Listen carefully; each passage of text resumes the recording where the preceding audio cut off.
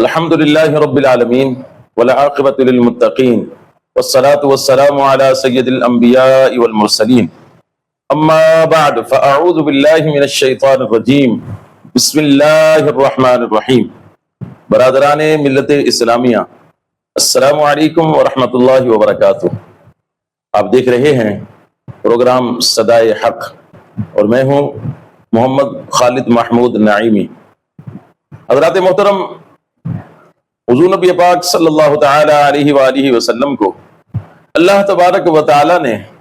جہاں بے شمار اور ان گنت عظمتیں اور شانیں عطا فرمائی ہیں، انہی شانوں میں سے ایک شان یہ بھی ہے کہ اللہ نے اپنے حبیب صلی اللہ تعالی علیہ وآلہ وسلم کو خلق عظیم عطا فرمایا ہے۔ یعنی آپ کے جو اخلاق ہیں وہ سب سے بلند اور عظیم ہیں۔ جس طرح آپ کی ذات سب سے بلند اور عظیم ہے، سب سے اونچی ہے، سب سے اعلیٰ ہے، اسی طرح ہمارے پیارے نبی صلی اللہ تعالی علیہ وآلہ وسلم کے جو اخلاق حسنہ ہیں وہ بھی سب سے بلند اور عظیم ہیں، وہ سب سے اعلیٰ ہیں۔ اور آپ کے اخلاق حسنہ کے بارے میں اللہ تبارک و تعالی اپنے پاک کلام کے اندر ارشاد فرماتا ہے وَإِنَّكَ لَعَلَىٰ خُلُقٍ عَظِيمٍ، کہ اے محبوب صلی اللہ تعالی علیہ وآلہ وسلم، ہم نے آپ کو خلق عظیم عطا فرمایا ہے۔ حضرت عائشہ صدیقہ رضی اللہ تعالی عنہا، آپ سے پوچھا گیا کہ حضور نبی پاک صلی اللہ تعالی علیہ وآلہ وسلم کے اخلاق حسنہ کے بارے میں کچھ ارشاد فرمائیں، تو آپ رضی اللہ تعالی عنہ نے فرمایا کہ تم قرآن نہیں پڑھتے ہو؟ کہ جو قرآن ہے یہ سارے کا سارا ہمارے محبوب نبی صلی اللہ تعالی علیہ وآلہ وسلم کے اخلاق ہیں۔ یعنی آپ کی جہاں اور شانیں باکمال، اسی طرح حضور نبی پاک صلی اللہ تعالی علیہ وآلہ وسلم کے اخلاق بھی باکمال ہیں۔ یہ آپ کے اخلاق حسنہ کا یہ کمال ہے اور آپ کے اخلاق حسنہ کی شان ہے کہ آپ نے اپنے دشمنوں کے دلوں میں بھی اور غیروں کے دلوں میں بھی اپنی محبت کو پیدا فرما دیا۔ اور حضور نبی پاک صلی اللہ تعالی علیہ وآلہ وسلم کے اخلاق حسنہ کہ اگر کوئی جان کا دشمن، کوئی ستانے والا، کوئی تنگ کرنے والا، کوئی اسلام کی دشمنی کرنے والا وہ بھی آ جاتا حضور نبی پاک صلی اللہ تعالی علیہ وآلہ وسلم کی بارگاہ عالیہ کے اندر، تو حضور نبی پاک صلی اللہ تعالی علیہ وآلہ وسلم اس کے لیے بھی اپنی چادر مبارک کو بچھا دیا کرتے تھے۔ یہ حضور نبی پاک علیہ السلام کے اخلاق حسنہ ہیں۔ وہ آپ مثال، وہ ایک حدیث پاک جو اکثر آپ سنتے ہیں، بڑی جو ہے وہ سبق آموز ہے کہ مکے کی ایک بڑھیا جو اکیلی تھی، جب اس نے سنا کہ مکے کے اندر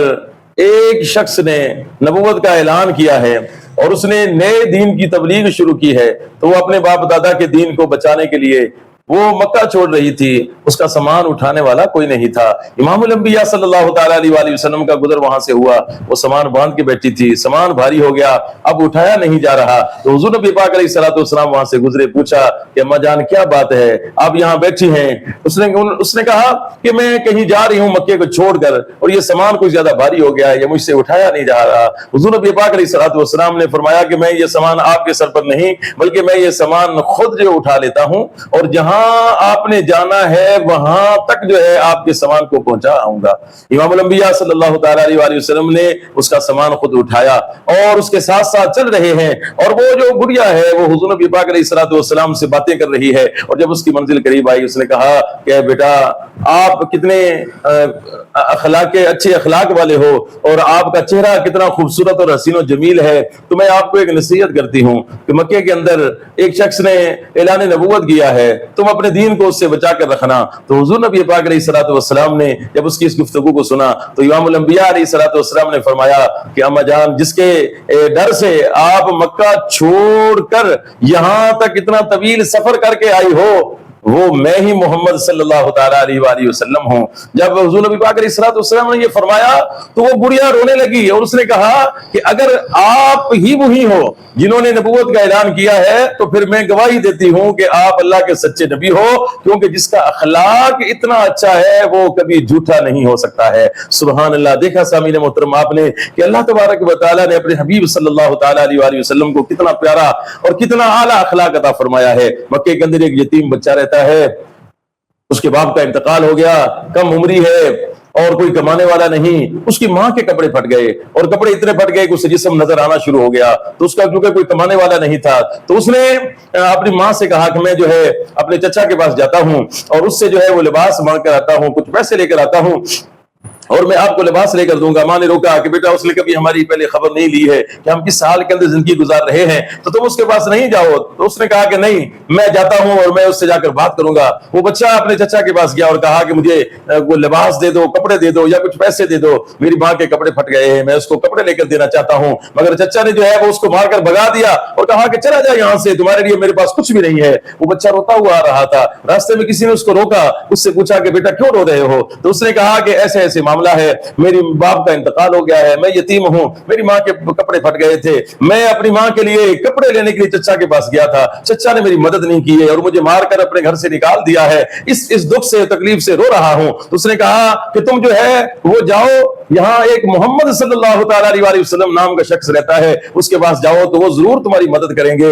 وہ بچہ, اس نے کہا کہ میں پہلے ماں سے مشورہ کروں گا اور اس سے اجازت لے کر جو ہے وہ ان کے پاس جاؤں گا. وہ بچہ اپنی ماں کے پاس آیا, کہنے لگا کہ اماں جان جیسا تم نے کہا تھا ویسا ہی ہوا ہے, چچا نے جو ہے میری بات نہیں سنی ہے اور اس نے مار کر بے عزت کر کے مجھے گھر سے نکال دیا ہے اور میری کچھ مدد بھی نہیں کی ہے. مگر ایک شخص نے مجھے ایک مشورہ دیا, کہا کہ مکے کے اندر ایک محمد نام کا شخص رہتا ہے, تم اس کے پاس جاؤ, وہ ضرور تمہاری مدد کریں گے. تو وہ ماں کہنے لگی کہ بیٹا نہ ان کے پاس نہیں جانا, میں نے سنا ہے کہ جو ان کو دیکھ لیتا ہے وہ ان کا ہی ہو جاتا ہے اور اس کا کلمہ پڑھنا شروع کر دیتا ہے اور اس پر ایمان لے آتا ہے اور اس نے نئے دین کی تبلیغ شروع کی ہے. وہ کہتا ہے کہ میں اللہ کا نبی ہوں اور وہ ہمارے بتوں کو برا بھلا کہتا ہے, تو تم ان کے پاس نہیں جانا. تو اس بچے نے کہا کہ نہیں, میں ایک دفعہ جاتا ہوں اور جا کر بات کرتا ہوں. وہ بچہ حضور نبی پاک علیہ الصلوۃ والسلام کی بارگاہ میں حاضر ہوتا ہے اور آ کر کہتا ہے کہ یا محمد صلی اللہ تعالی علیہ وسلم, میری ماں کے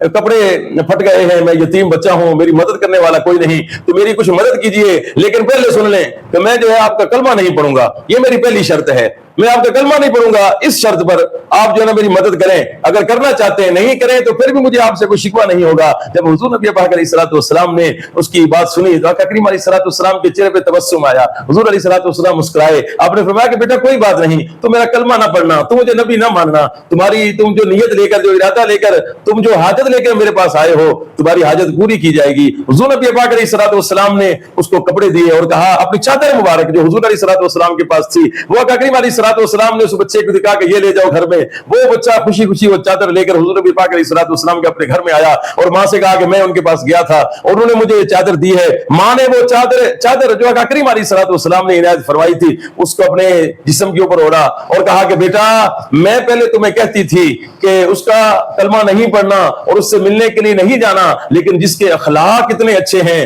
اور جس کا کردار اتنا اچھا ہے, اب میں تمہیں کہتی ہوں کہ تم جاؤ اور مجھے بھی ساتھ لے کر جاؤ, ہم ان کا کلمہ پڑھ کے مسلمان ہو جاتے ہیں. یہ حضور نبی پاک علیہ الصلوۃ والسلام کے اخلاق حسنہ ہے. عزیزان محترم, دیکھا آپ نے, ہمیں بھی چاہیے کہ ہم ہر ایک کے ساتھ حسن سلوک کریں, ہر ایک کے ساتھ اچھائی کریں, ہر ایک کے ساتھ بھلائی کریں. ربیع النور شریف کا مبارک مہینہ ہے, جہاں تک ہو سکے لوگوں کے لیے آسانیاں پیدا کریں, لوگوں کی مدد کریں. صدقہ خیرات اللہ نے آپ کو عطا کیا ہے تو اس میں سے ضرور جو ہے وہ فقراء کے لیے, غرباء کے لیے جو ہے صدقہ خیرات کا اہتمام کریں. حضور نبی پاک علیہ الصلوۃ والسلام کی آمد کے خوب چرچے کریں, حضور علیہ الصلوۃ والسلام کی ولادت کی خوب خوشیاں منائیں. پورا عالم اسلام امام الانبیاء احمد مجتبی جناب محمد مصطفیٰ صلی اللہ تعالی علیہ وسلم کا 1500 سالہ جشن میلاد النبی صلی اللہ تعالی علیہ وسلم منا رہا ہے. آپ بھی جو ہے حضور نبی پاک علیہ الصلوۃ والسلام کی آمد کا خوب جشن منائیں. انشاءاللہ یہ جو آپ کا جشن منانا ہے, یہ جو خوشیاں منانا ہے, اللہ تبارک و تعالی اس کو اجر سے محروم نہیں رہنے دے گا. اس کا آپ کو دنیا میں بھی اجر عطا کیا جائے گا اور آخرت میں انشاءاللہ بے حساب اس کا اللہ تبارک و تعالی آپ کو اجر عطا فرمائے گا.